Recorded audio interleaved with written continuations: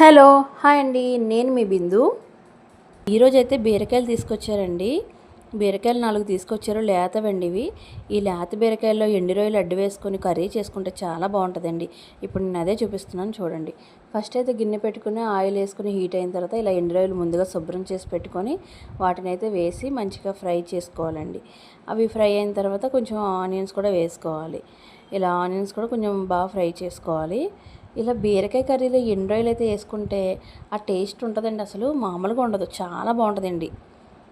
తర్వాత ఇలా పచ్చిమిర్చి అయితే ఇలా రౌండ్గా కట్ చేసి వేసుకుంటున్నాం. బీరకాయ కర్రీలో ఈ బీరకాయ ముక్కలతో పాటు పచ్చిమిరపకాయలు కూడా బాగా ఉడికిపోయి చిన్నగా కట్ చేసుకుంటాం కాబట్టి మధ్య మధ్యలో తింటున్నప్పుడు పచ్చిమిరపకాయ కూడా తగిలి చాలా టేస్ట్ అనేది బాగుంటుందండి ఈ కర్రీలో.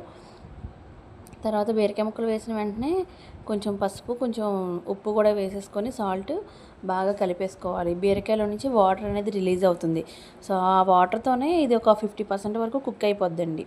కుక్ అయిపోతే మనం దీంట్లో ఎక్కువ వాటర్ వేయాల్సిన అవసరం ఉండదు, ఆల్మోస్ట్ కుక్ అయిపోద్ది కాబట్టి. వాటర్ కొంచెం ఇంకిన తర్వాత ఇదిగోండి దాంట్లో మనం సరిపడా కారం అయితే వేసుకుంటున్నాము.